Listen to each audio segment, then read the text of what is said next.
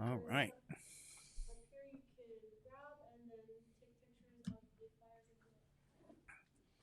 All right, everybody. Good afternoon to you guys. I hope you guys are doing well. I don't know.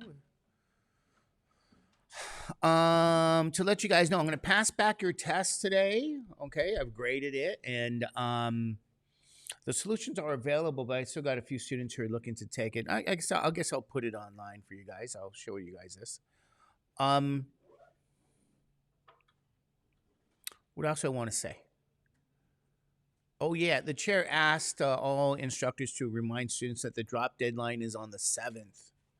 So if people are thinking of dropping, your deadline is on the 7th, May 7th, okay? And that's when 75% of the course has gone through. So there's your deadline.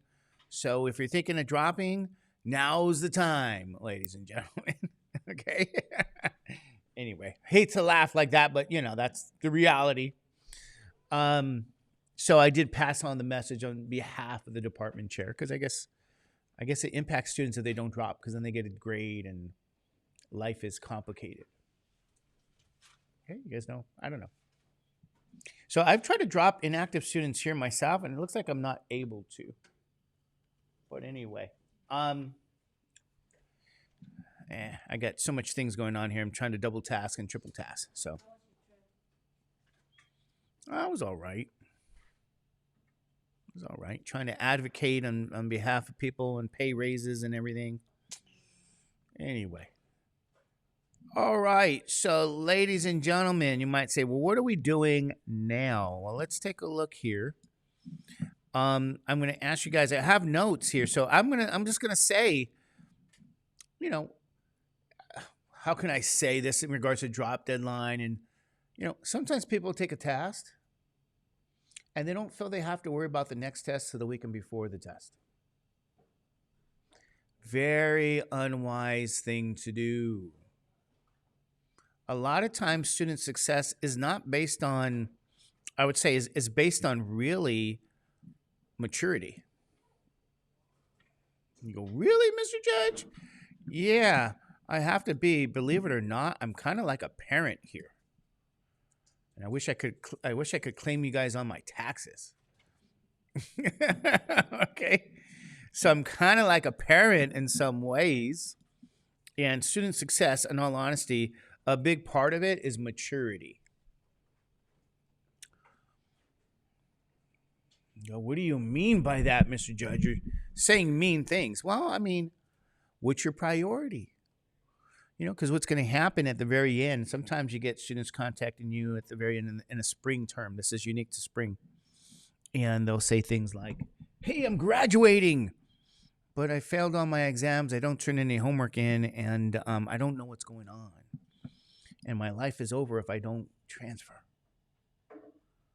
And I kind of have to look at that and go, oh my God, the pressure's on me. And yet I was here the whole time, and I put up the work and the videos, and oh my God, study guides and this and that, and I still got more pressure on me. Woo! Isn't that pressure? Pressure's on me all of a sudden. Actually, it's not. I just I go to sleep at night like a baby. You go, that's so mean. My life's over and you sleep like a baby. Yes, I sleep like a baby. Anyway, if you don't show up to lecture, if you don't do your homework, you're showing me that you really don't take this as a priority. Okay, I hate to say it. I'm going to be the adult, and so I'm going to say it. I already can tell if it's a priority with you or not. I have that experience. So I'm going to recommend to you guys that, yeah, you take this as a priority for yourself.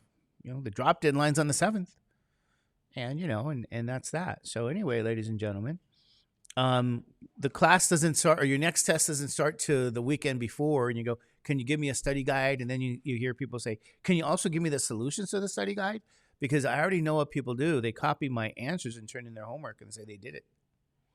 They never even think about what to do. They want to go to the study guide and have somebody show them because that's their approach to studying. And it's a foolish approach because they will find out what? It ain't going to be there when you need it, ladies and gentlemen. I already know that from example. So from my past experience. So I'm not psychic. I just have experience. But anyway, I'm gonna go to sleep like a baby. I'm content. Okay, what are you content? There's no guilt in my part. I go, okay, I'm going to sleep. It's a guilt-free mind. So hopefully you guys are not like that, but it is a maturity issue, in my opinion. And there's no offense to people if people aren't as mature to do what they're doing. I don't take it personally because they're not my children. If it were my daughter, ooh, you'd have to hear me talk to little Ashley Judge. Probably she was never like that because she had to hear her dad all the time. So she's like, oh, forget it. Anyway, could you imagine if I was your dad? Woo! You go, no, Mr. Judge, I don't want to imagine that one. Imagine your dad always telling you guys this stuff. Did your dad ever tell you guys this stuff? Yeah, you got your dad telling you? Even to this day. And he still tells you, oh my God, that's love. That's love of a father. It's love of a dad. What about your mom? How does your mom? Does your mom do the same? Oh, good for you. There are some kids, I hate to say this, their parents don't tell them this stuff. Parents don't. And that happens too. But that's okay. It's okay. So if you say, I feel bad, Mr. Judge, my parents never told me these things. Oh, it's all right. I'll tell you. You heard it from me. So there you go. But if you heard it from your parents, then good for your parents. Sometimes parents just don't know any better. Anyway, I won't go there and turn this into a therapy session and have everybody in tears by the end of the day. You guys know what I mean? Tearful. Oh my God, look at all these emails. Darn it. Got to get to these emails too. Okay. Well, what you guys are seeing, I wrote a little, I did some notes on estimation. In my opinion, in some ways, the course is downhill. That's just my opinion. But that doesn't mean you can't be engaged. It doesn't mean you don't follow up on your homework. It doesn't mean you don't do anything. It doesn't mean you just go to a tutor right before your exam, You say, hey, tutor, do all my work. Explain it to me because I got a test. Well, you guys are looking at the notes. I'm going to put them in my, I think I have them here. Let me go do this here for you guys. Okay? So let's transition to the iPad. Imagine if my microphone's off, then I have to start all over. I hope not. Where are you at?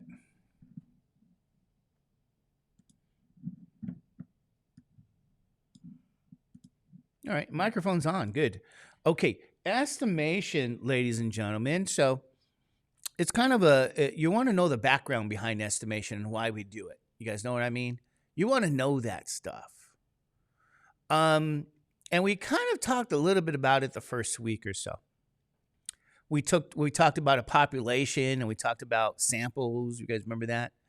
So what's the problem with taking a census? Do you guys remember? Because this is based on kind of that idea. Remember why we couldn't take a census? Right? We couldn't take a census by asking everybody, gathering information and data from everyone. We couldn't do that. You know why we couldn't do it? Because it was too expensive and too time consuming. So the problem is that gathering data can be expensive and time consuming if you wanted to gather data from everybody in the population. Okay, so instead of gathering data from everybody in the population, what do you think we do? We simply what? Estimate. And you might say, what in the world do we estimate? Well, we estimate what's known as population parameters. And the good news is there's only what? 4 parameters, really. Okay? You got population mean. That's represented by mu. This is known in this section as really the true mean. Do you guys know why we call it the true mean in this section? This is informally known or formally known in this topic. We call that the true mean. Do you guys know why it's called the true mean? Because if we were to ask everybody in the population, remember this, big N is population size. Right? And I put that in my notes. So we get the true mean there. And then, God, I hate when my voice squeaks. I want to talk in my real voice. I don't want to talk in this phony voice. You know what I mean? Can I talk in my real voice for a change? Not this. Because then I have to wake people up. And then, anyway. Let's talk in my real voice. True proportion. This is another parameter. It comes from the population. And it's represented by the letter P. Okay, so this is another population parameter, but we call that also the true proportion.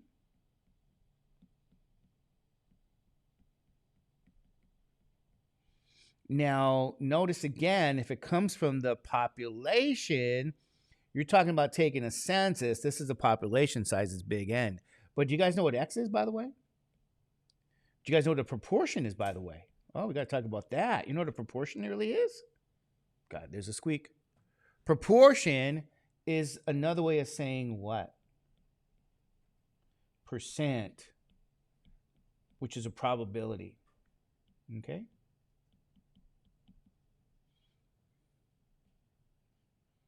Proportion is a percent. It's a probability. X is really the number of successes, right? So if I were to say to you guys here, you'll see some questions in the future.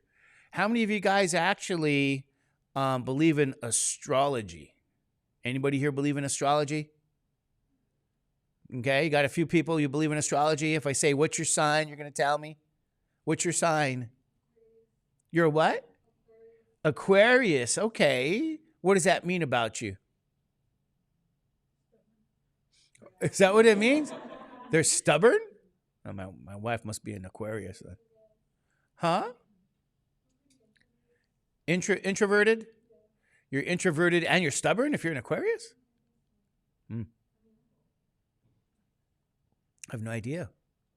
Who do you match well with if you're an Aquarius? Oh, I'm a Libra. Oh, and what are Libras known for? Make everybody satisfied with everybody. Oh, is that what a Libra? Anybody other Libras in this room? I'm the only Libra in the room. Okay, Libra. What do Libras do? They satisfy everybody? Huh? Well, I guess they have the scales of balance. What is that supposed to be? What is a balance supposed to be for a Libra? I'm a Libra and I don't really pay attention to it very much. It's supposed to be balance, supposed to be fairness. Fair. Interesting. They what? Are they really? I didn't know that. Oh, I didn't know that. They like attention, Libras? Maybe. I like that attention. Not really. I'd like to go home. I would prefer nobody knows me. Do you guys know the truth? You know what I mean? I want to be the fly on the wall. I think it's also the Libra where you're at. If you're right in the center, you're more stronger, and if you're closer to other sides, then you have a little bit of. Oh, where you're at in terms of the Libra world. Oh, I see what you're saying. That's an interesting observation. I don't know. But the reason I bring up this idea, if I said what proportion of or what percent of the class is a Libra, I'd have to ask, are you a Libra? And everybody who's a Libra has to raise your hand up. The X value is the number of successes, meaning how many people's hands are up. Okay, because it's a very, that definition, people have to, we're going to talk about that in more detail. So it's the number of successes divided by the total. And then you have another parameter. Excuse me. This is another population parameter. It's population variance. That's the symbol for the variance. And we call that in this chapter true. True variance. And then what's the other symbol? This is population standard deviation. It's the true standard deviation. Okay. So you say, why do they call this the true values? Because if you were to ask everybody in the population, that's the big N here. Okay. These are the formulas, by the way. This is the stuff you guys no longer have to compute because you get to use a TI.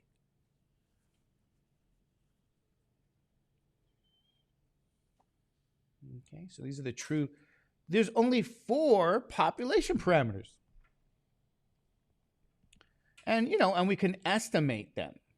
So you go, okay, mu for mean, P for proportion, sigma squared for variance, sigma.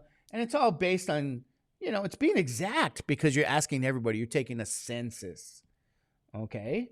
Now, again, we don't really take a census very often. It's too expensive, too time consuming. So we're going to have to estimate. And you go, okay, why do we need to conduct an estimate when we can always take a census? We can't always take a census. We rarely conduct a census. It's too time consuming, too expensive. So we approximate these population parameters with these things known as point estimates. Okay? And these are called point estimates. These are really the estimates. And you might say, what are the estimates based on? Taking a sample of size n. So this is all based on a sample now. And you want that sample to be random. If it can't be random, have it be systemic, right? Remember that stuff? You don't want the sample to be what? Convenient. Okay, so you want to do that. You're going to take a sample of size n. Well, this is the picture of it. Population, sample.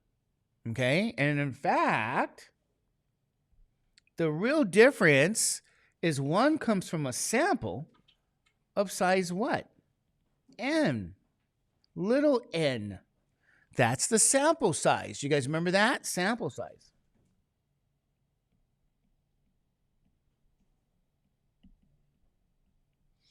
And this is the parameter. I'm going to use red. I use red for my samples. This is a sample mean, ladies and gentlemen. You guys okay with that? So you got a sample mean.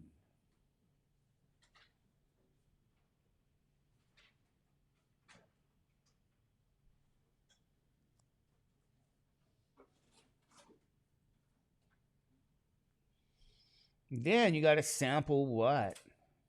Proportion, sample size n. X is still the number of successes again. Okay, that's what it's going to be for proportion, number of successes. And then you got the formula for sample variance. Notice again here. Okay. Sample size lowercase n now.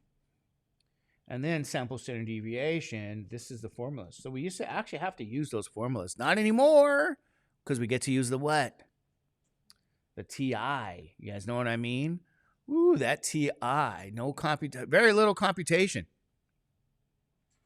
So this is sample. This is all based on this sample. Okay? And you can't even see red anymore with that. Ooh, what happened? Now, here's going to be the first one I focus on. You see, in the old days, now we're going to talk about an interval estimate. Interval, do you guys remember intervals back in the day of intermediate algebra? So now this is an interval estimate. I'm going to say this. They're going to ask you questions about estimating what? A true proportion P. That's where that goes. Now, in the old days, you use this format, we still kind of use it. You'd have to take the sample proportion, that's the p hat, and then you would add and subtract the error, margin of error there. And then this is your margin of error formula, ladies and gentlemen. And in the old days, we would use these formulas. And then you had this thing called a z-value in the old days. And so that z-value is based on the standard normal distribution called the z-distribution. Some of you guys may remember that stuff. And then this was a very formal picture of the confidence interval questions here. And what you have to always do, you're going to be given a confidence level. You're going to be given that confidence level. And in the old days, you use the z-distribution to find your z-values. And that would be in the margin of error formula right here. Those are those z-values here. So you go, oh, in the old days? Yeah, those are the old days. You're going to like the new days. So we'd have to use this. I have to go over it because there's a context of it. And then and then you go, oh yeah, here's the different 99% confidence level. That's a picture of 99%, picture of 95% confidence level. It's a picture of the 90% confidence level. All those are confidence levels. I write confidence levels in purple, because we're training people to think of that information. So I would put, okay, this is a picture of those confidence levels. And if you look at those old videos, okay, this is the Z table we'd have to use back in the day with those old videos. So there was a more extensive process using the videos back in the day. So I still have them. I'm going to update them. I want to keep them there. So I'm going to actually have to give new video. I have new videos. Anyway. So I'm keeping the old ones there just in case, because it's good for people to go back and look at that. And I'm going to give you guys kind of an example, a simple example before I dive deep into this. Okay. So let me share with you guys a very simple kind of example before I give you the deep dive. And I'm going to try to tap into what you know already, right? So if you guys pay attention to the media, and maybe you want to see who you're going to have for the next, I don't know. The media reports on presidential elections. They report on a lot of elections, right? So let's say, for example, unfortunately today, who would be a good president in the future? Be careful here. Let's not turn it into a slugfest. People are very, very what? We don't live in good times, ladies and gentlemen. We don't live in good times. So I guess let me think about this. How about the morning class, maybe it had younger people. I asked that class if they would vote for if they'd vote for Justin Bieber. You know what I mean? I don't know. They told me something about Justin Bieber and then, I don't know, I guess they started laughing or I don't know. They told me, you can't vote for Justin Bieber for president. He's Canadian. I go, really? I didn't know. All right, what about Taylor Swift? I think she's Canadian too.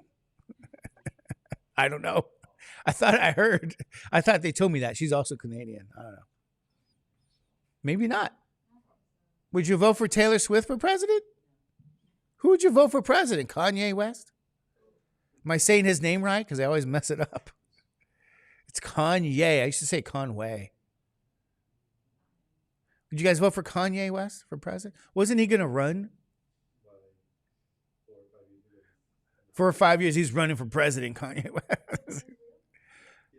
I have no idea. I think the problem today might be, I don't know, maybe there's a lot of problems. I probably shouldn't say. I don't know. People may vote for Kanye. They may vote for Taylor Swift. I don't know. I have no idea. I don't know. I think it's all crazy. All these people say they're going to run. The irony is there's a lot of people who aren't even qualified to be president. That's the heartbreaking part. So anybody, you know what? Anybody who's popular or whatever pop culture feels, guess what? I mean, that's kind of the, now I get to really sound like an old man now. Pop culture, Kanye West running for president. What about Kim Kardashian? Would you vote for her? You guys want to vote for Kim for president? No? Who would you vote for president then?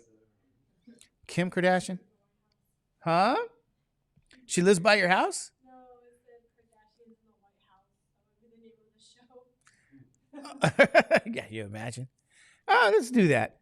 Kim for president. Oh, that's all we need.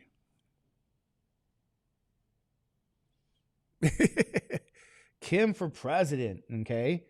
You know what you might hear that a survey revealed that 45% will vote for Kim Kardashian for president in the next election.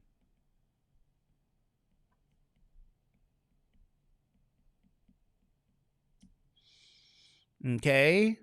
And what other information do they give you guys? If you paid attention to the media, what will they say? They also say with what?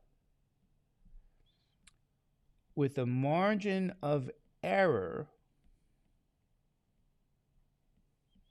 of plus or minus 3%. Okay? This is what the media reports, just so you guys know. Now, the media reports information based on what?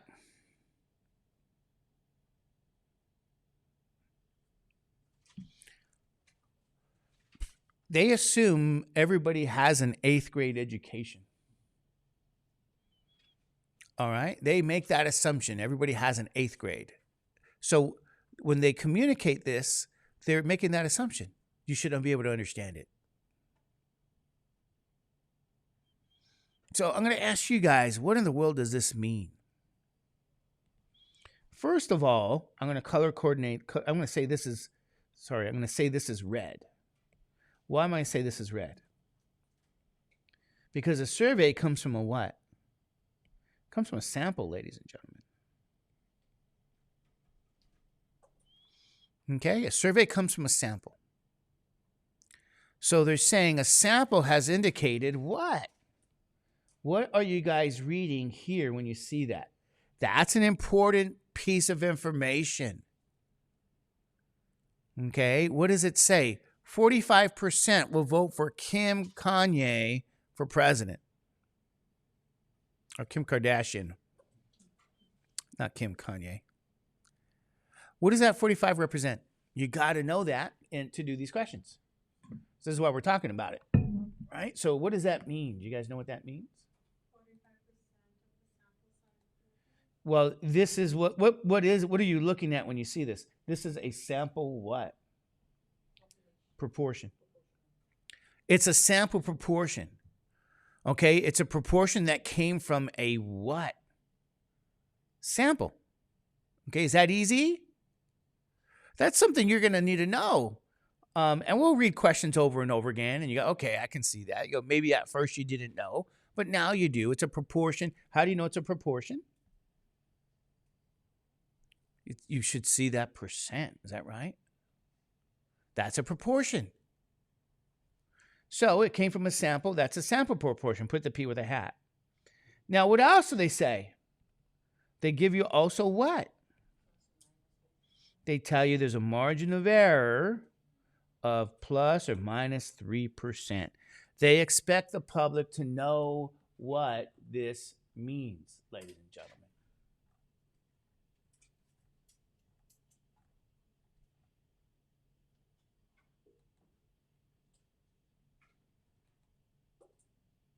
They expect the public to know what this means. Do you guys know what this means? It means this.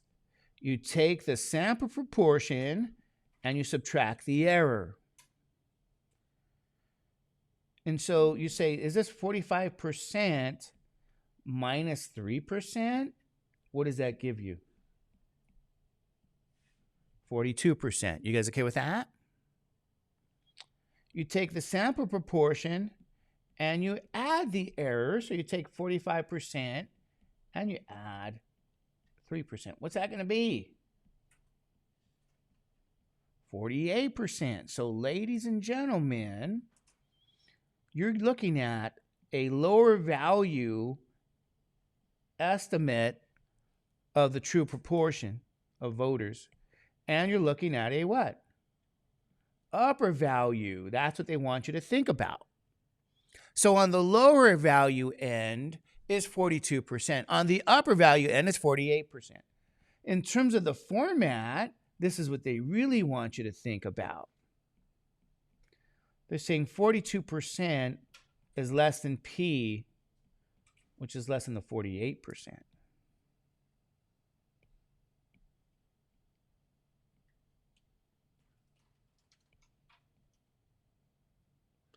P is what? The true proportion. So they're really giving you the format that I just showed you guys.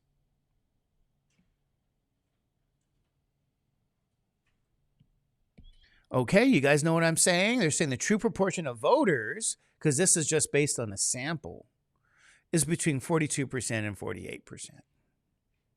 That is exactly what they're communicating to the public with what they say is an 8th grade level, because that's what it is. Like if you read a newspaper, it's written supposedly at the 8th grade level. Do you guys know that? Newspapers, media. That's the grade level, the target grade level, 8th grade, for the general public. So 42%, 48%. Okay, you guys okay with that? Now you might say, that looks familiar. That looks like that format you just gave us to start this. Yeah, that's exactly what I gave you guys right here, okay? So you had the lower bound value estimate, and you had the upper bound value. Okay, you guys with me on that? So that's kind of where I always start with this lecture. However, the truth is, ladies and gentlemen, you're not in the 8th grade level. This is a college level course. So what they're going to do now is they're going to give you the college level questions, which has more information. So historically, to give you guys an example,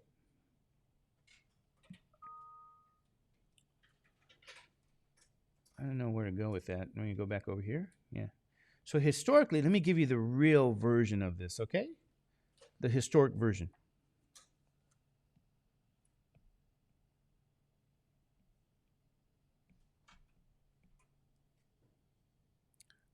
Okay? Well, let's give you guys a note here. Got to give you guys a note here. I'm going to give you guys, I'm going to kick this up a little bit, okay? Let's give you guys another note as a voting question so you guys can see what's going on here. This is historic. This is what you might now see. Not Kim Conway, not Kanye West now. Kanye for what? President. They may say this to you guys. A sample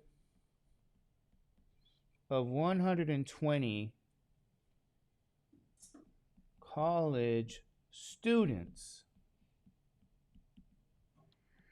reveal that 55 will vote for Kanye West for president. Okay? I'm going to give you guys a note here. This is just a note. It's not really another example. Okay. Let's make it another example. Just kicking this up. Okay?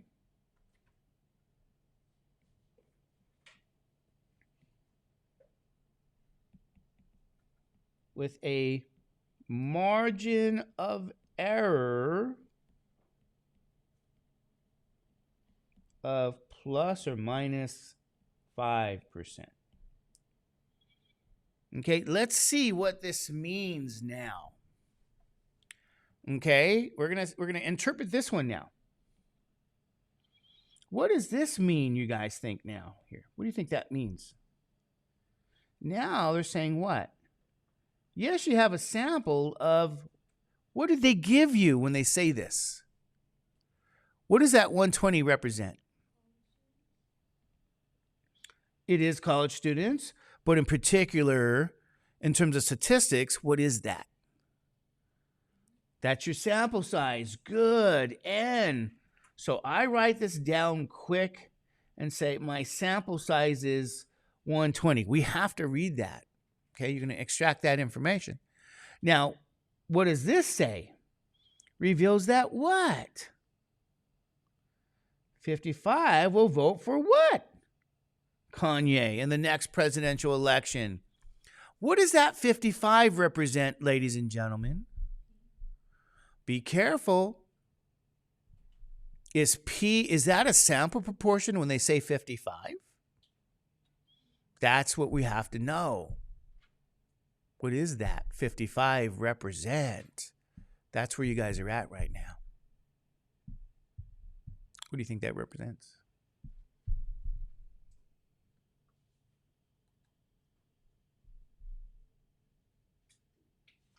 Yes. Well, that's the number of successes. Nope.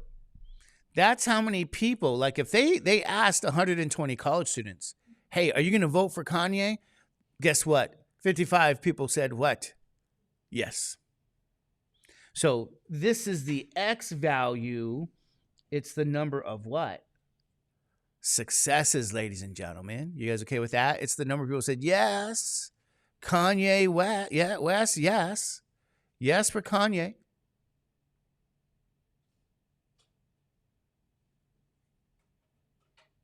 Now, I want to remind you guys, what's the definition of the sample proportion? X over N. So my sample proportion, ladies and gentlemen, is 55 out of what? 120. You guys okay with that one? So if I go to my TI now, you say, okay, 55 divided by 120, that's going to give me the sample proportion. And let's go out to the nearest thousands. That's 0.45 what? 8. And what does that mean? That's 45.8%.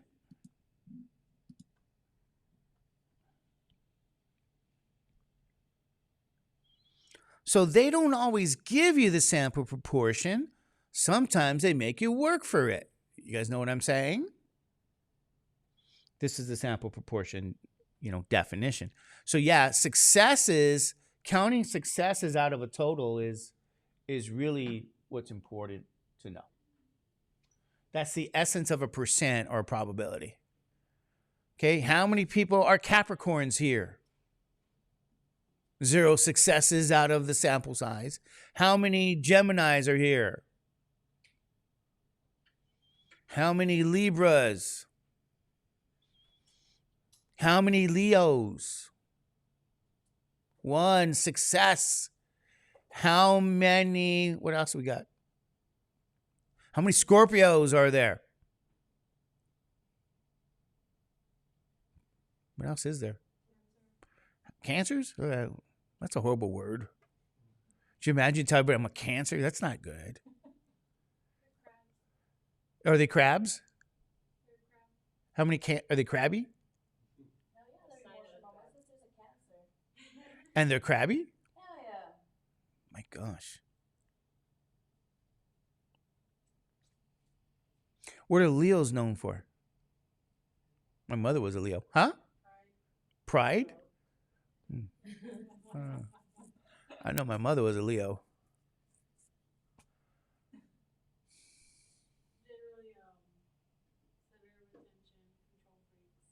Oh, shoot.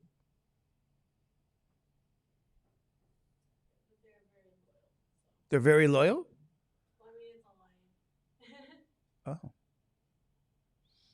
I don't know. Do you guys understand how we're counting successes? You got to see how many successes are there. And then out of the total, that's a proportion. If it comes from a sample, it's a sample proportion. So if they said this to you, hey, what does this mean? What is the margin of error now?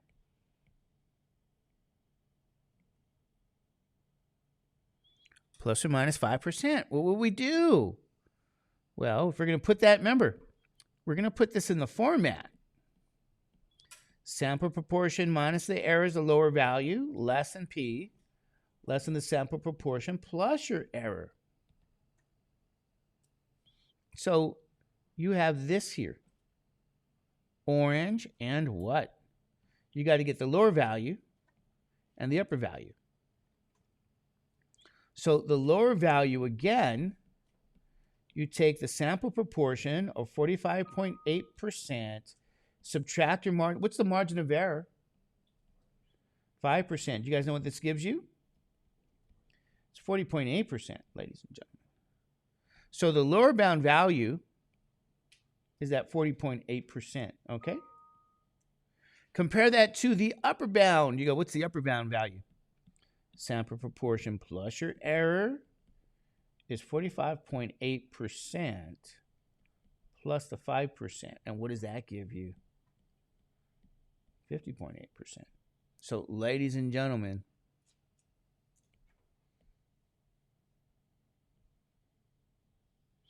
the true proportion is represented by that letter P. That's the true proportion. If you could take a census, we can't. It's too expensive, too time consuming. We have to take a sample.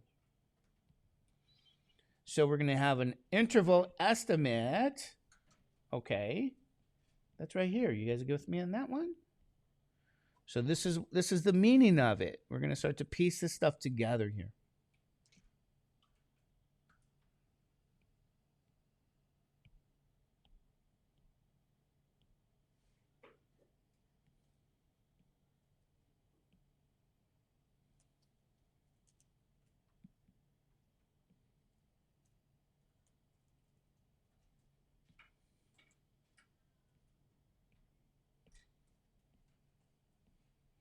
So the true proportion of voters who are going to vote for Kanye West for president, based on this information, ladies and gentlemen, is between 40.8% and 50.8%. Okay, you guys okay with that? Easy peasy lemon squeezy. So it's really going to be about reading this information and extracting the values you need. And in all honesty, you're not even going to do any computation at all. You know, I go, what, Mr. Judge, really? Yeah. Can I share with you guys an example of what you'd really are going to do? It's not so... I'll change the topic. I don't know. I want to talk about politicians. It's not my favorite topic. It's quite a disappointment, in all honesty. It's not even about which political party you belong to. It's still a disappointment. You know. Anyway, how about this? What do you guys care about?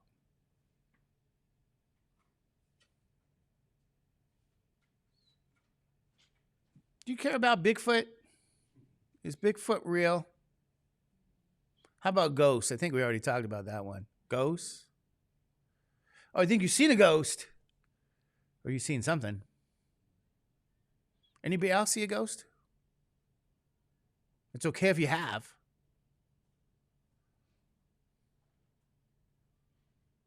Is the Llorona real? What about the Llorona? I've been asking this question for statistics students for quite some time.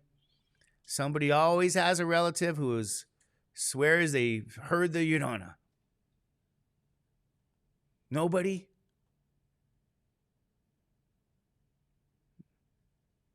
No relative?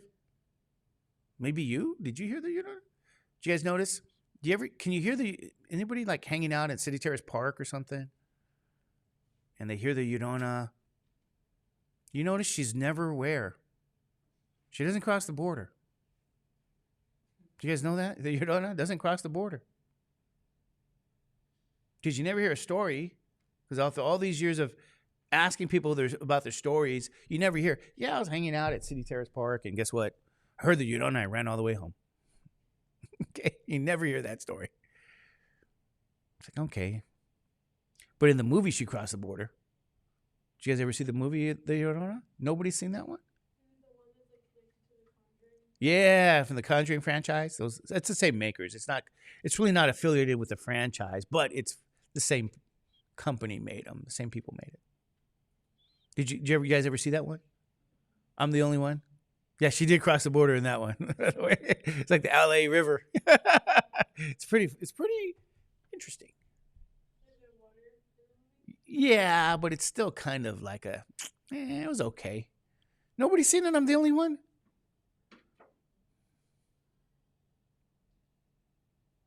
All right. Well, okay. You don't want to. Should we do? You don't want to do. You don't know. It's okay. Is there another ghost, UFOs? I don't know. Here's an example. It's kind of interesting why I say this, because sometimes people say, some of the arguments that people have said about about statistics classes and who should teach what statistics class, yada yada, based on the subjects. Some people have been critical of math people because they say, well, you guys don't talk about things in our area of discipline, like the Llorona, or like Bigfoot, or like astrology. You go, yes, we do. What are you talking about? Yes.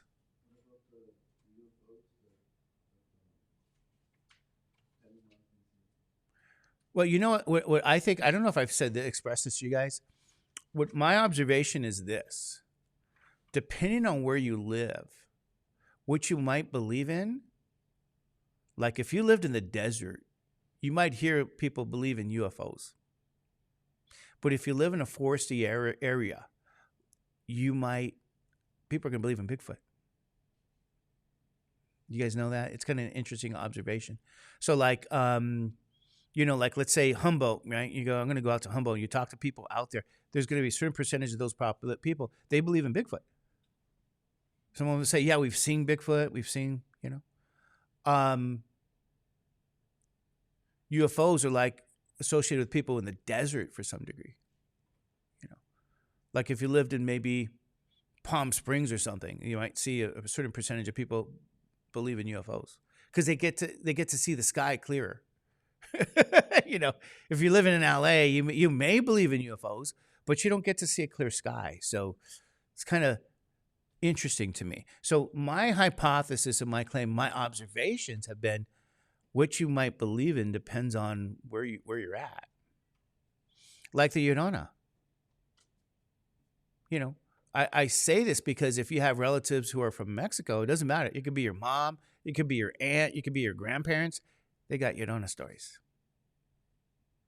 You guys know that? There's Llorona stories out there. Anybody have relatives who you can ask, hey, have you heard about the Llorona? They'll say yes. It's interesting. So I don't know. Doesn't matter to me. I'm just trying to make sure those other disciplines cannot say, Mr. Judge doesn't talk about what things that are essential to our discipline, like the Llorona or Bigfoot or whoever. Let's pick Bigfoot. How's that? Anybody like going camping?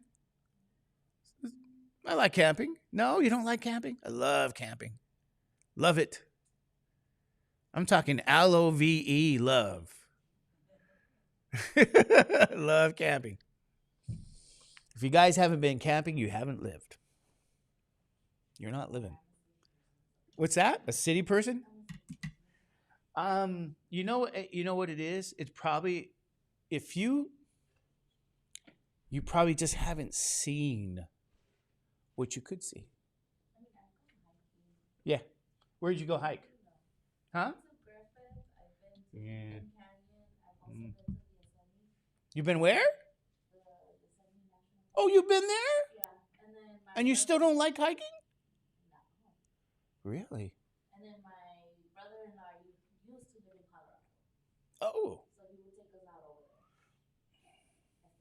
then maybe you're legit. You're legit, maybe. I think if you go out to Yosemite, especially if you go out to Yosemite Wilderness, you go out backpacking or hiking, oh my God, you see some things that you would have never seen, like living in LA. You just see things like, oh man, they'll change your life. For me, it makes me, oh my God, it's like it's amazing. Anyway, if I lived in those areas out there, I might believe in Bigfoot. So, I don't know. We're going to just say a survey. Give you guys a real question here.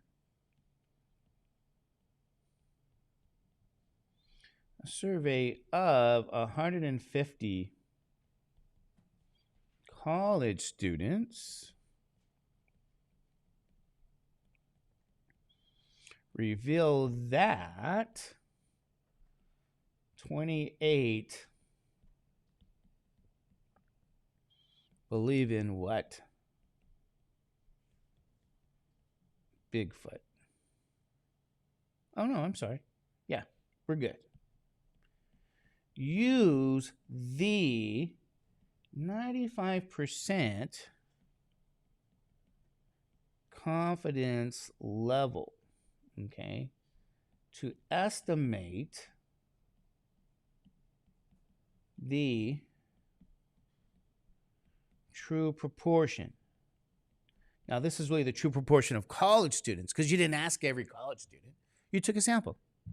So estimate the true proportion who believe in Bigfoot.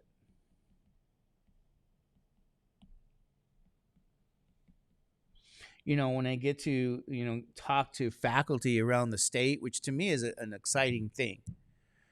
You know, it's exciting for me to get to talk to different people from different places. And, I've even asked faculty out in that Humboldt area, right? And Humboldt, around that area where I guess they really had the original Bigfoot, I asked, so do you believe in Bigfoot? They look at you and they go, a certain percentage of their local area do. So they, it's like I said, if you talk to people in those areas, you might find what they believe in. It's a very fascinating thing. So I'm like excited when I hear that. Like, really?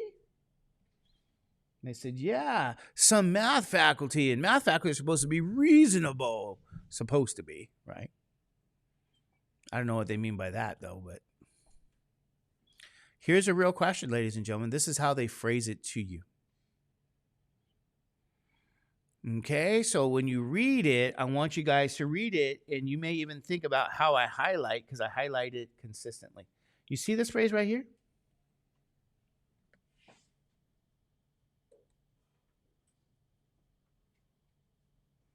If they say survey, surveys come from what? A sample.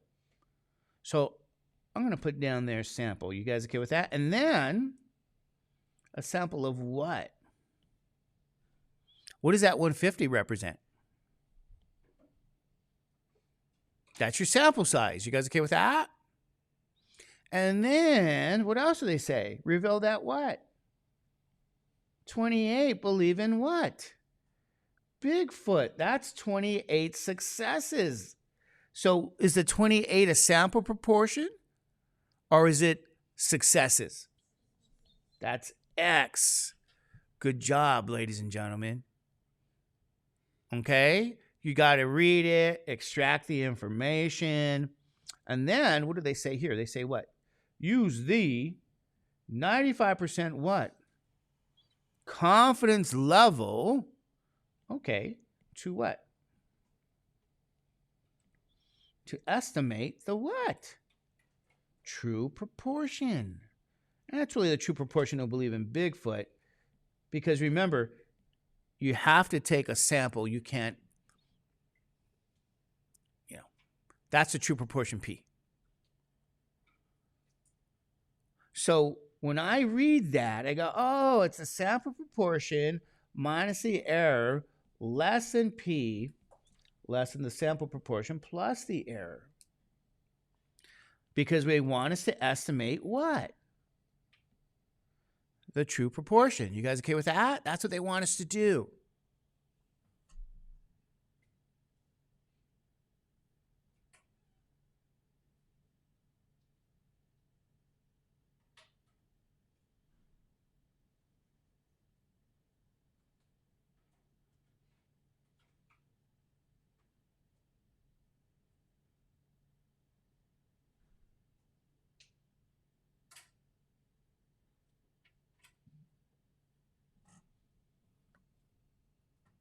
Okay.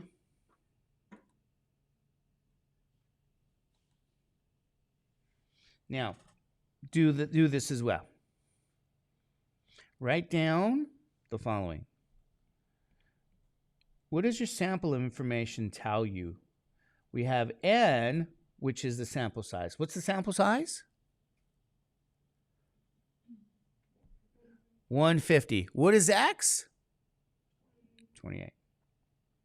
Okay. N is 150. X is what? 28. And then this confidence level. We'll go through the details of confidence level, but write that down. And I put CL with the colon, that's 95%. So you're going to use what's called the 95% confidence level. We'll talk about what that means. But ladies and gentlemen, this is all the information that you guys need to go through the whole process. Only 3 numbers. 3 numbers. Okay, you guys okay with that? But I'm going to share with you guys, this is the new reality. You don't have to do the old way. We're going to use the TI way. You guys with me on that? So what we're going to do, I'm going to share with you guys, write down 1 proportion Z interval. 1 proportion Z interval.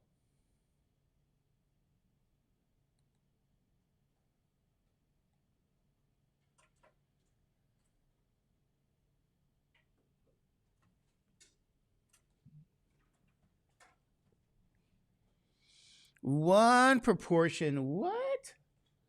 Z interval.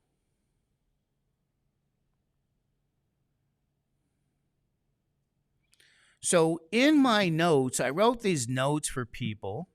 If I go back, and let me go do it in the iPad. I'll do it in the iPad instead.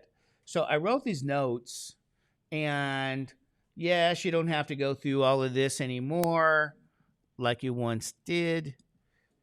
You don't have to use a Z table anymore. Here's what you guys are going to do here. You see this? This is what you guys are going to use. You're going to use the 1 proportion Z interval. How do you get there? What are your instructions? What does it say? You go to Stat, and then you select Tests. So, Stat Test, let me share with you guys how to do that, okay?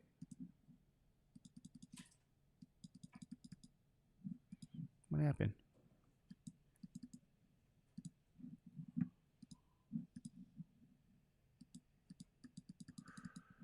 What the hell? Unlock the screen. There we go.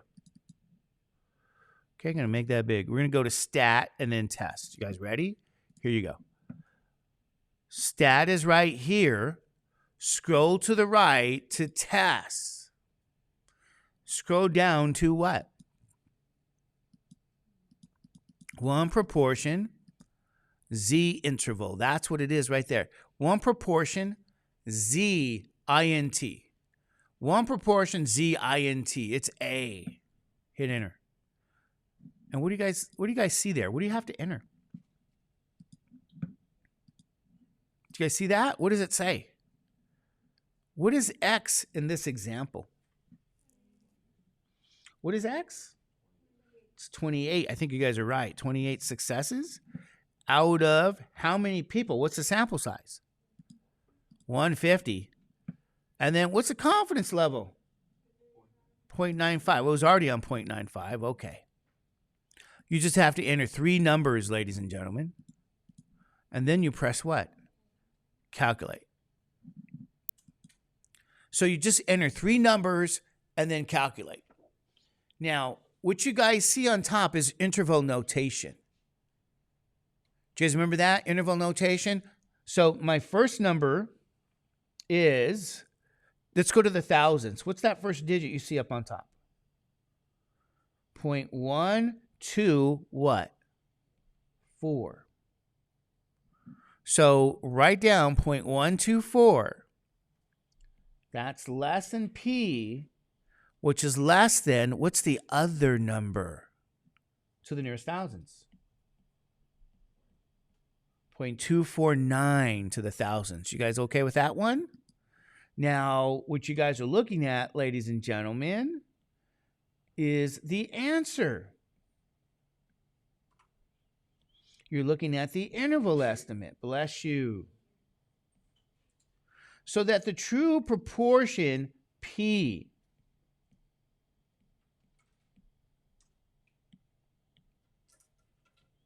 is between 0.124 and 0.249. What does that represent again?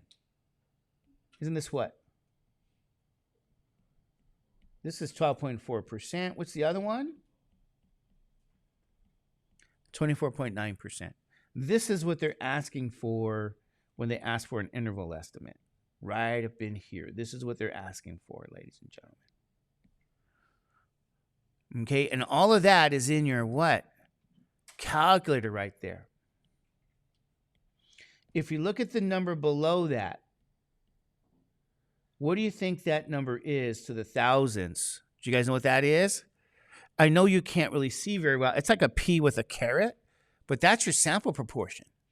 That's going to measure 0.18 what? 7. That measures 0.187, ladies and gentlemen.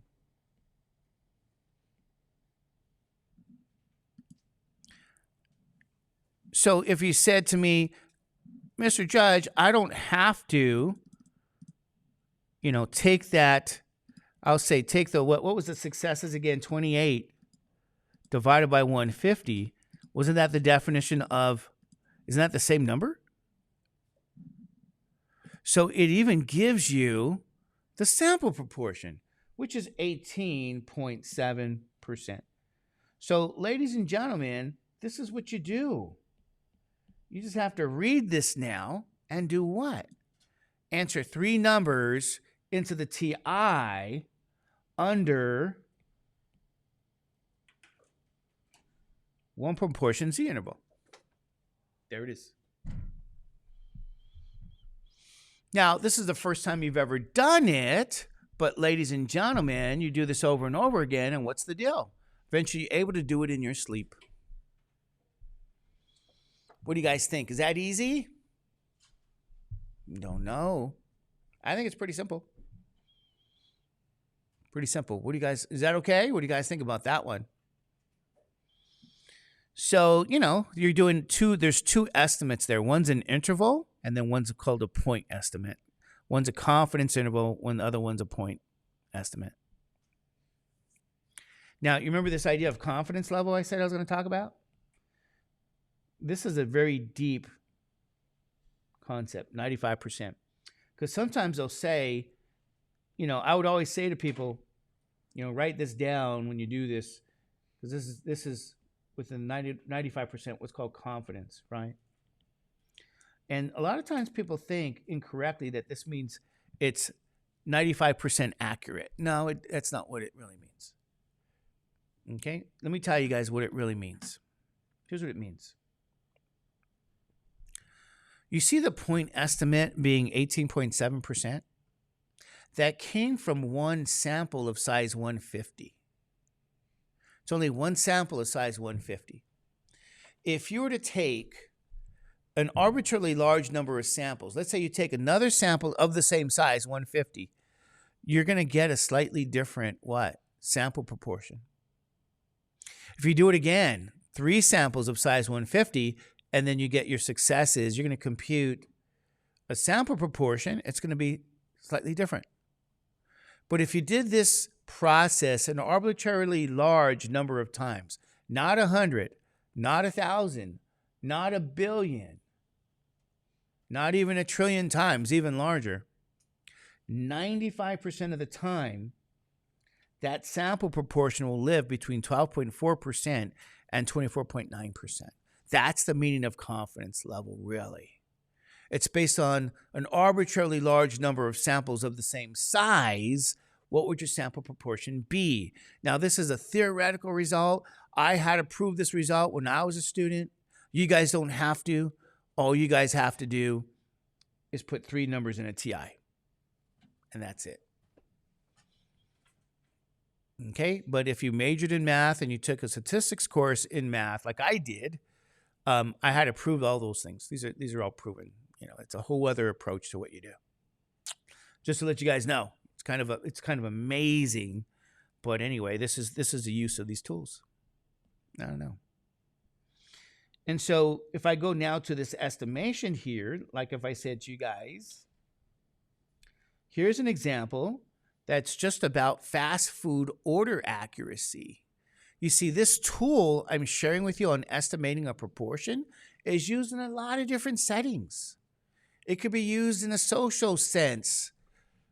Do you believe in Bigfoot? Do you believe in astrology? Or maybe this is in what? A business sense. A consumer sense. Whatever. Did you guys order fast food? Let's ask you guys, what's your favorite fast food place? Maybe you say you have so many. Can't pick one. Anybody have a favorite? In-N-Out? Okay, that's pretty good. Burger King's your favorite? What do you like at Burger King? The chicken, which one? The original? Oh, okay. I'm with you on that one. I remember when it came out. I was like, ooh, that's a good chicken sandwich. You like Chick-fil-A? Oh, really?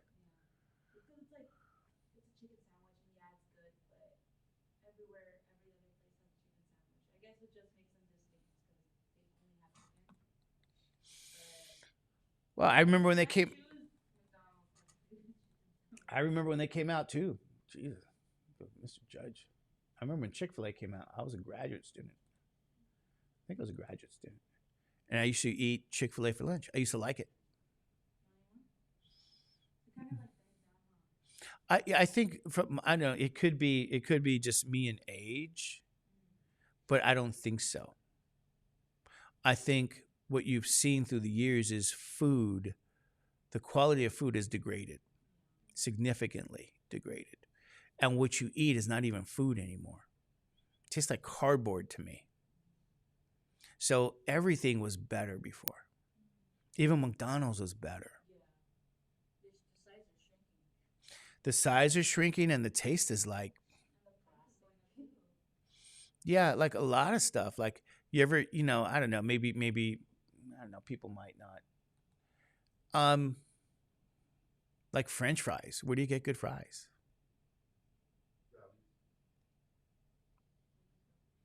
Where do you get good fries? You guys, you know what I'm saying? And maybe it's like really. I don't think In-N-Out fries are the best necessarily. I don't think they're the best fries. I'll tell you where they have good fries in case you guys said, oh, I like good fries. Or if you like onion rings, go to First Street Burger. You might think, what?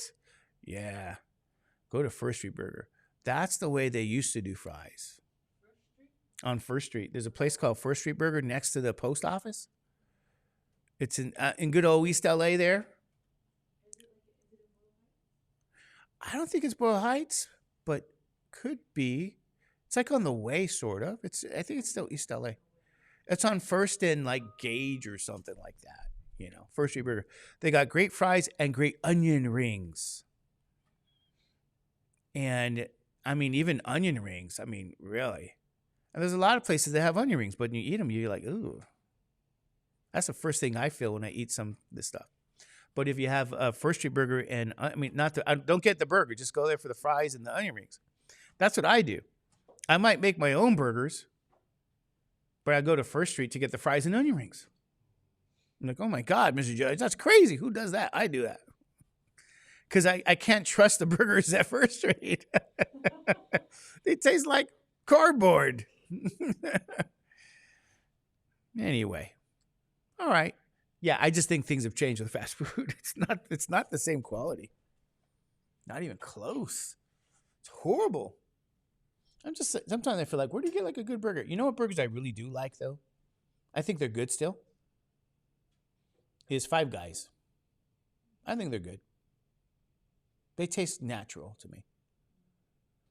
They taste kind of like homemade in a way. I like that. They are expensive. That's an expensive place. You kidding me? I used to go with my daughter, me and Ashley. I'm like, what? How much are you guys charging me? I'll bring my own soda from home. Bring my Kool-Aid or something. Yeah, they're expensive. You're right about that. The thing about In-N-Out is you get quality for the what? For the price, you get quality. For the price, it's really good.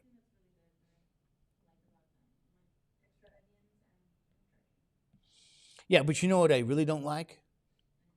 No.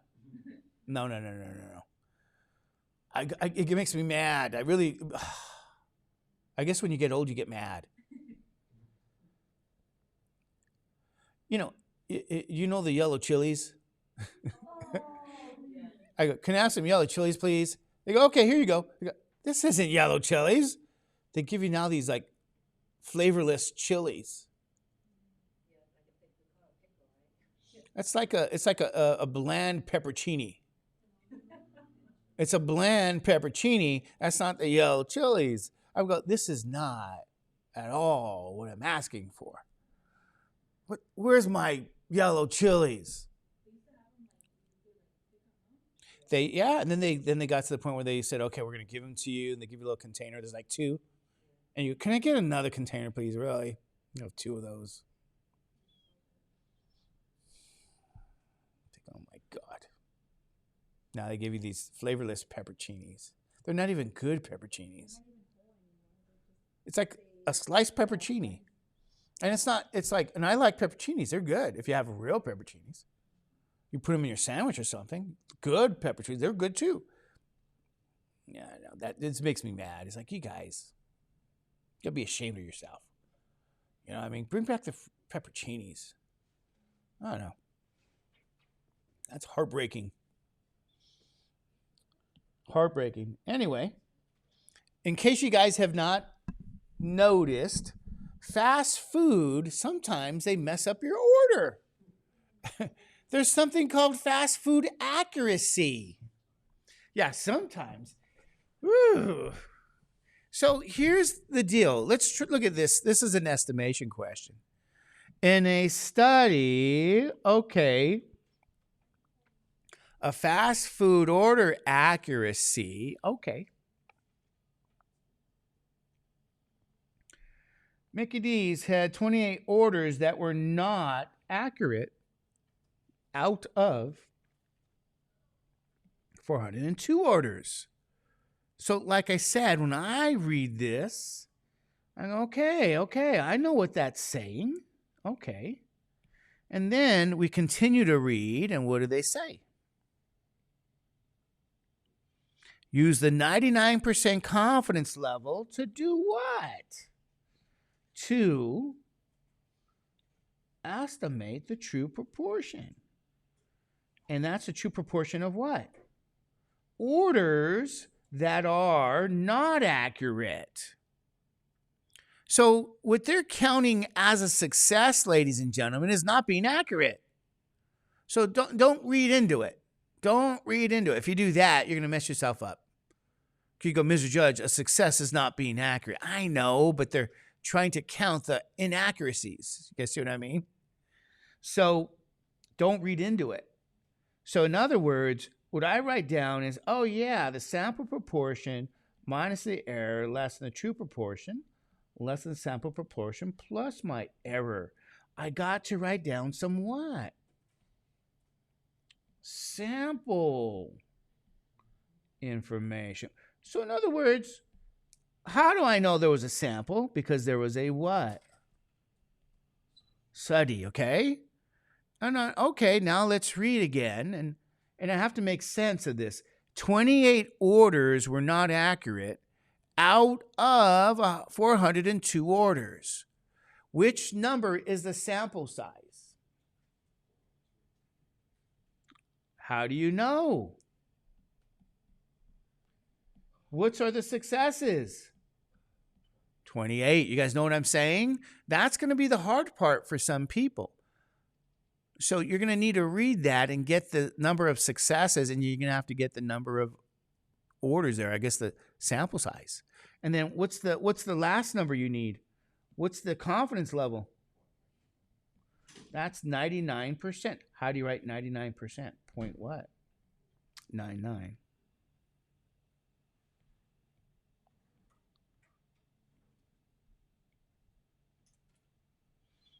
Okay, 99% confidence level, in case you guys didn't know. So all you got to do now is go to the what? TI. And in the TI, you're looking for 1 proportion Z what? Interval. You might even start to train yourself to write that down. You know, that might be a good training mechanism, because now, again, how do you get there? You have to go to stat. Remember that? So you go to stat, scroll to tests, and then scroll down to 1 proportion Z interval. That was A right here. A, 1 proportion Z interval. What's X in this case? Ooh, look at the irony. It's 28. What's the sample size? 402. What was the confidence level this time? 0.99. That's all you guys got to enter, ladies and gentlemen. Okay, that's it. 3 numbers. Hit enter. And what do you guys see up there again? You guys see what you see? What is this? 0.037 less than P. We're going to the thousandths again. Is going to be point what? 0.102. What was the sample proportion? 0.0. You guys see the second line is a sample proportion. Is that right? So let me share with you guys what we just did.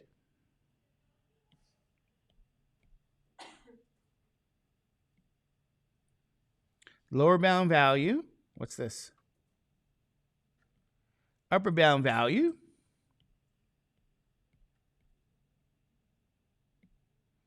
Sample proportion. Okay, now if you want, the reason I do this here is, remember, this is about discussion. This is 3.7%, 10.2%, and then 7%.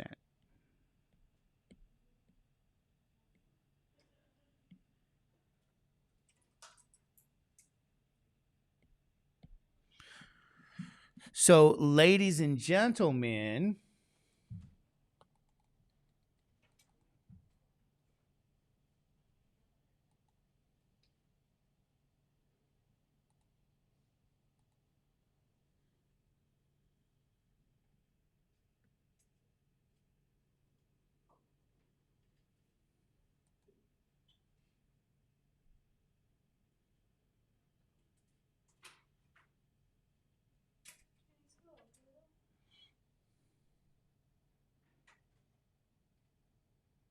this is all the information that you guys need to enter the TI calculator.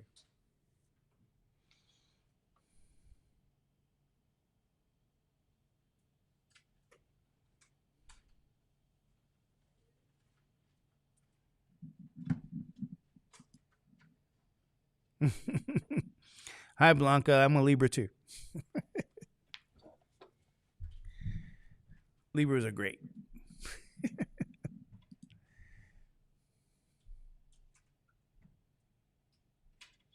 So that's kind of, like I said, the sample proportion, they got a 7% accuracy, or not accuracy. What do they call that? Yeah, I guess 7% of the orders are not accurate, but the true proportions between 3.7% and 10.2%, all with a 99% confidence level. You know, this is something that sometimes, like I said, you want to put that there, and you guys know what the meaning is. You know, and this is that P is a true proportion. That's what you just estimated. Easy peasy lemon squeezy.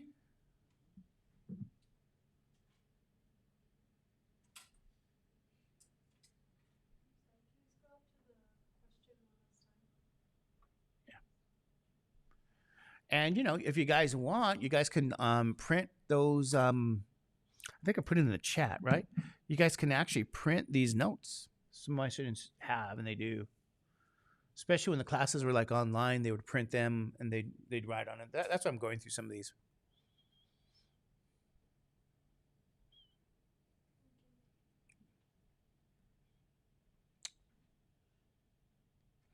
Here's one: medical malpractice.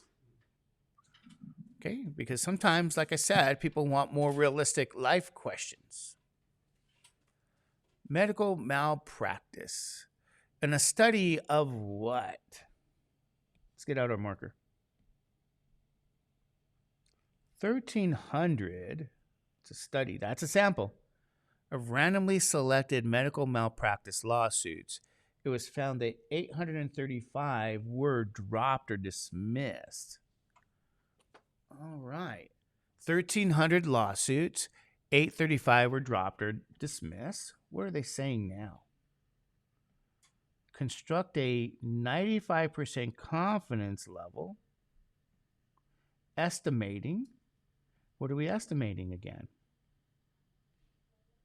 True proportion of lawsuits that were dropped or dismissed. In other words, if they took a census. Okay?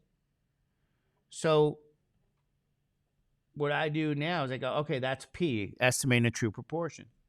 My format is sample proportion minus the error less than the sample proportion plus your error.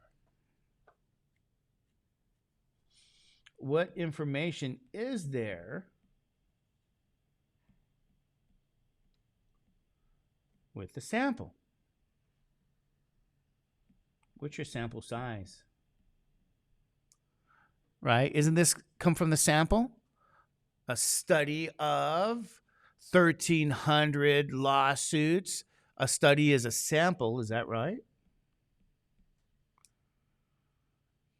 So N is 1,300. What is this 835? Is that a percent? No, that's what? Those are the successes. That's X. So 835 what? Lawsuits were dropped or dismissed. So all I need now, what do I need now? What's the confidence level? 95%, which is 0.95.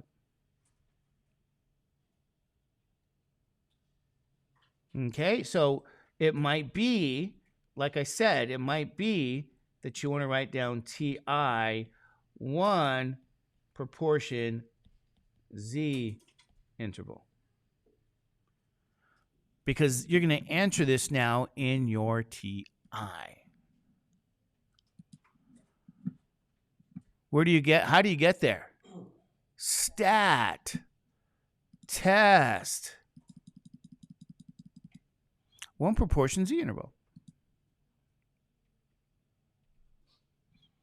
835 successes out of 1,300 sample size.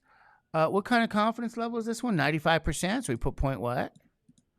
95. Ladies and gentlemen, look at that.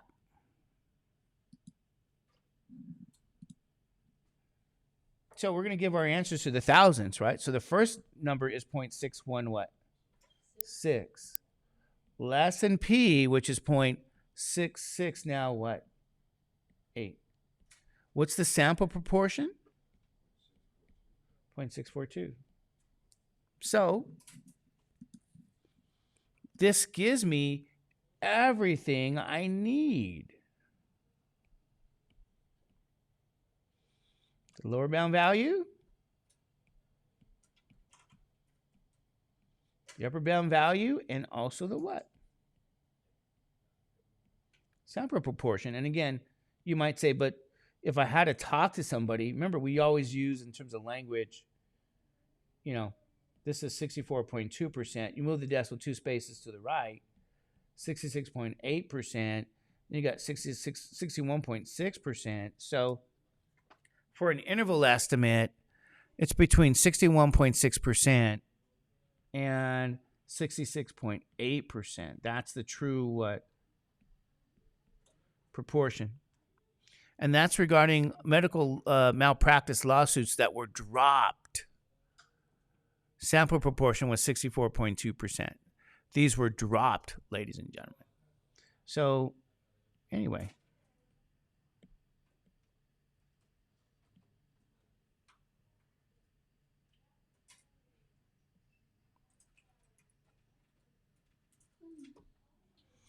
What do you guys think? Is that easy? It's not too bad, ladies and gentlemen. It really isn't. I think sometimes people think it's it's just worse than others. It's you got to again remember. You want to practice this, but you don't want to practice it the night before. If you do that, everything's going to start to look the same. You want to practice now. So, and even another study guide thing is to go back and look at your notes and redo these questions on your own. I used to do that. I used to go redo it on my own and go, oh, okay, this is because you have notes on how to do it. So if you make a mistake, you can fix the mistake. That's another thing I used to do. Now, this is about smoking, ladies and gentlemen. This is another realistic question. These are like from your book, so you guys know.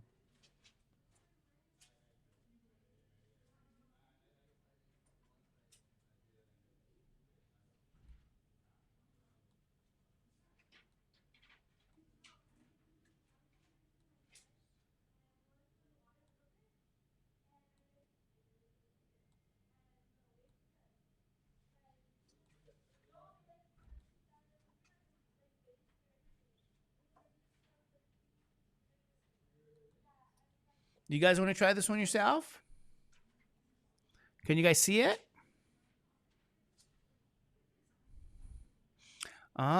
This is going to be a tough one. Maybe we should try it together. Let's try this one together. Let's read this. What does it say? That smoking in a program designed to help people to stop smoking. 200 patients. What did they do with those patients? This is kind of realistic stuff. 200 patients were given sustained care. I don't know what sustained care is, but it's something. In which 85.5% were no longer smoking, and it was biochemically confirmed. I guess they didn't ask you, hey, do you smoke? And you lied and said, no, but you do. So they checked you. Maybe they pulled out a hair and they checked to see if you're smoking. Okay. Now, what do they say here? Use what? Use the 90% confidence level to do what? To estimate what? The true proportion. Okay, this is a realistic kind of thing. This is how things really work, even in the medical field. Okay, they're going to always test things. At least they say they do. I hope they do. They're supposed to, but maybe I shouldn't. I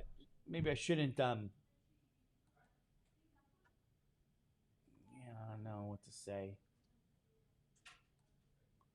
I just should not, ladies and gentlemen. I shouldn't make you guys jaded here. Okay, what do you guys write down? Sample proportion minus the error, less than the true proportion, less than the sample proportion plus the error.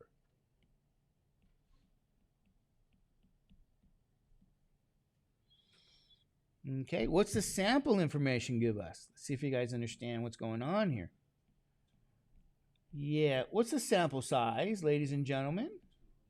Okay, now what does this mean if they said 200 patients were given sustained care in which what?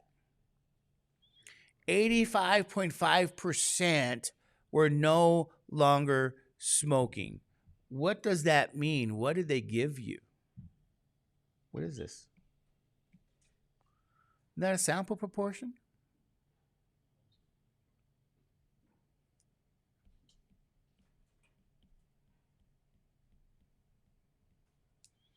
And that equals what? Okay, you guys okay with that?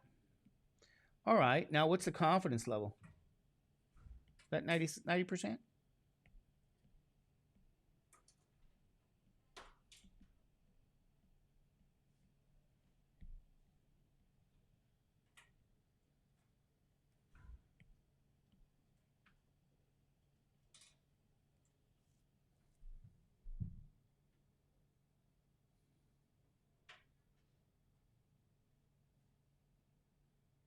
What do you guys use?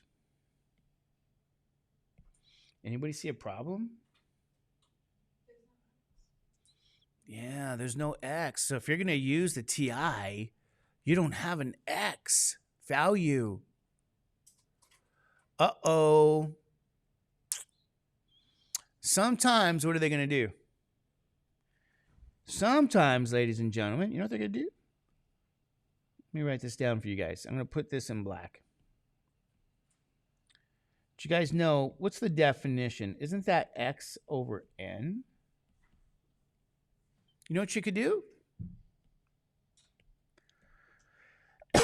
Multiply both sides by N. Use a little algebra. This means X is what? N times the sample proportion. So we're going to need to do this because we got to get the X value. Okay, so to get the X value, here's what we do. Take the 200 and multiply it by the decimal representation, 0.855, of the sample proportion. This is going to give me the X value that I need. Okay, you guys see what I'm saying? So we're going to have to find the number of successes in our calculator. 200 times 0.8, what? 55. What's my successes now? 171. So, ladies and gentlemen, they just happen to make us work for it. Sometimes they do that.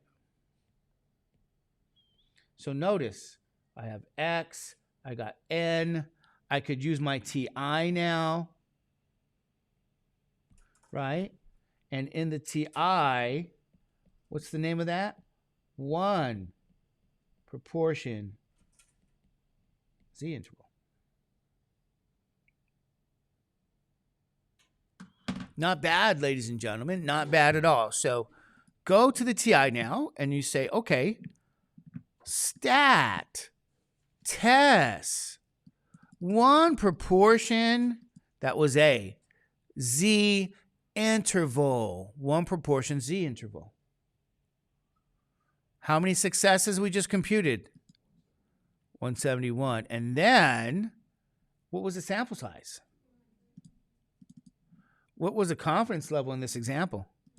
90. Look at that. 3 numbers you got to plug in. 3 numbers. And then what do you get? Here we go. Yeah. We're going to say 0.814 less than P less than point what? 896. And what's the sample proportion? 0.855. But notice this. We already knew that because they what? They gave it to us in the first place. So, okay. Kanye.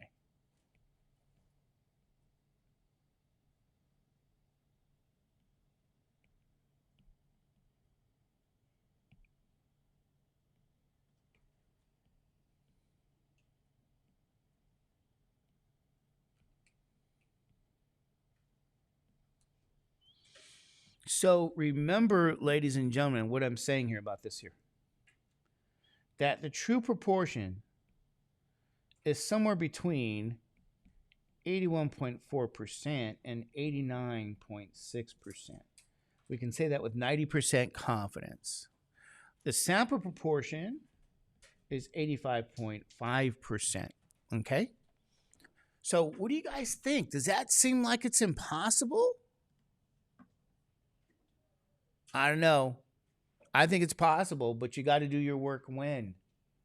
ASAP. You don't want to do it the weekend before because you'll fall in that trap. You guys know what I mean? Fall in that trap. What did I just get? American Airlines just said I got a $500 gift card. Really? Really? Sounds like a trick email.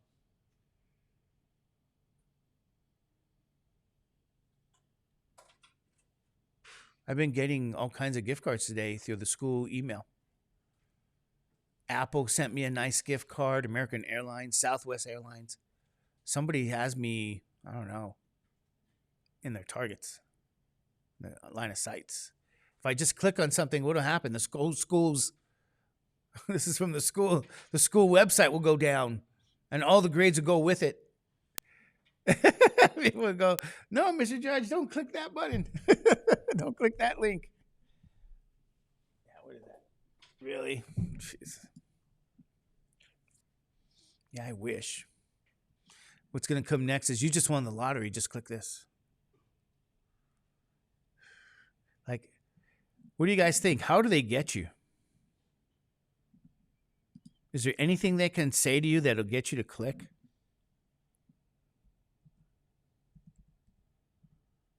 What do you guys think? Huh? A deadline? I don't know. Some of these things are pretty sneaky.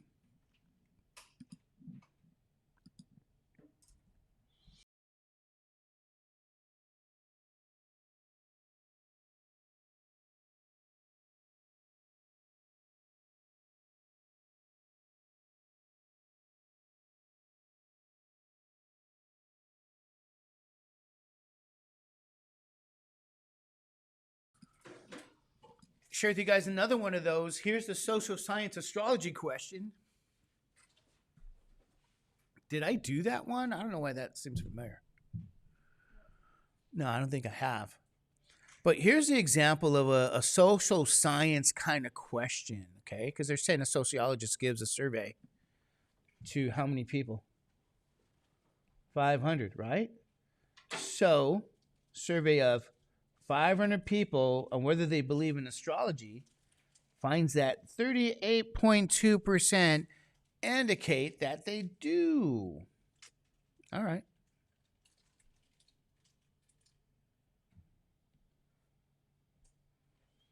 And then it says, what does it say? Use the 95% confidence level. So I'm going to use 95% confidence level to estimate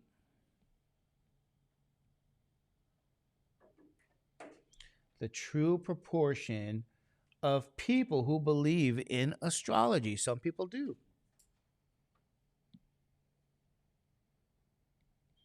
So, like I said, I like to label that true proportion P here. Okay, but the question now is going to be, you got to go back and look at the sample again. And whenever they say survey, that's a sample.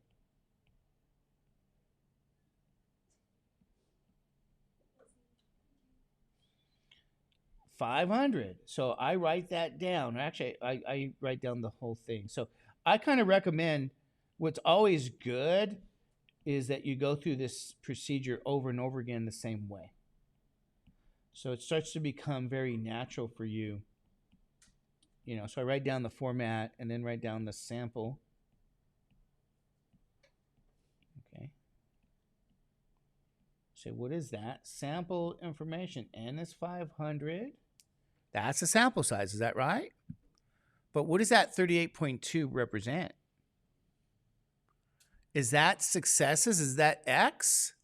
Say what? Is that your successes? Nope. Nope. How do you know it's a sample proportion? Because of percent sign. Bless you. Because of that percent sign, ladies and gentlemen. So if you have the percent sign, it's not successes, it's a percent. Does that sound good?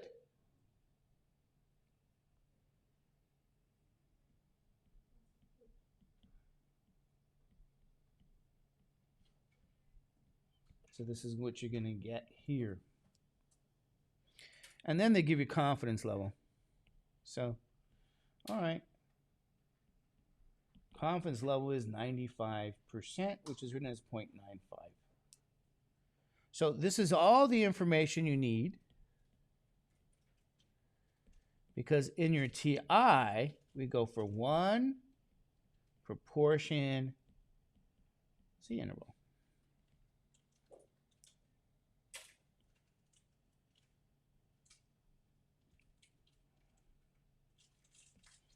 So we're going to use that information in the TI.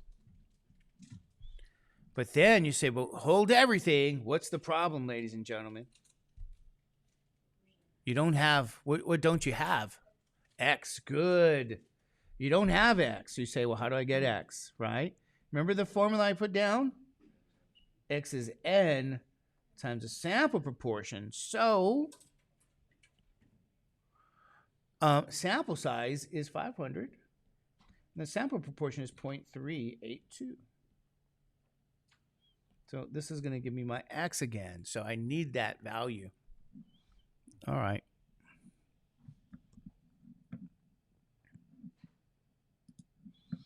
So 500 for N times 0.382. What is X? It's 191, ladies and gentlemen.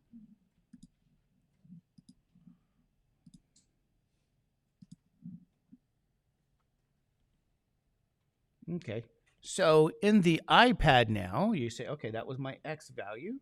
This is my N, and I need that 0.95 for the confidence level. That's what we enter in that TI.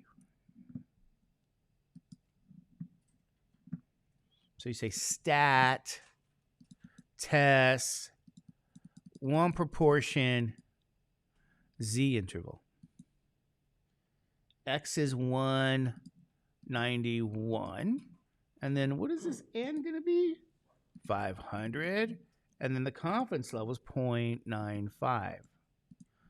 Okay, hit calculate. Oops. I did that too fast. I think it's all there still. That's the nice thing. It holds the values you already had. Hit calculate. There's your answer. So the final answer here is going to the thousands. 0.339 less than P less than 0.425. And I'm going to say the sample proportion as well is 0.382, but we already knew that because that's what they gave us. So, ladies and gentlemen, there you go. Here's going to be your lower bound value and then the upper bound value. Okay, you're estimating the true proportion. This is the with 95% confidence. And notice again, yes, they gave us already the sample proportion of 38.2%. Right? They already gave that to us. It's there. And so, ladies and gentlemen, there you go. This is going to be it right here. So don't ever say those mathematicians don't know anything about astrology or how to do astrology questions, because we do.